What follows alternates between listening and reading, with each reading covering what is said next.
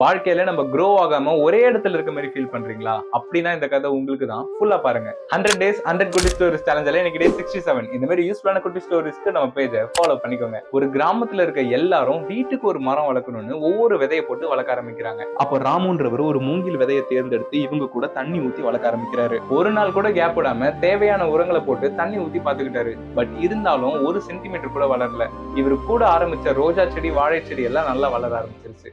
தொடர்ந்து 1 வருஷம் பராமரிக்கிறாரு. எந்த ரிசல்ட்டும் இல்ல. சுத்தி இருக்க எல்லாரோடதும் 10 அடி மரமா வளர்ந்து நிக்குது. இவரோடது 1 மில்லிமீட்டர் கூட வளரல. 5வது வருஷத்துல ஒரு சின்ன மொட்டு தான் வளருது. அந்த ஊர்ல இருக்க எல்லாரும் அதை பார்த்து சிரிக்கிறாங்க. அடுத்த 6 வாரத்துல அந்த ஊர்ல இருக்க எல்லாரும் அதை வியந்து பாக்குற மாதிரி 90 அடி மரமா வளர்ந்து நிக்குது. கடந்த 4 வருஷமா தன்னோட வேர்களை ஸ்ட்ராங் ஆக்கி 5வது வருஷம் ஒரு பெரிய மரமா வளர்ந்துருக்கு.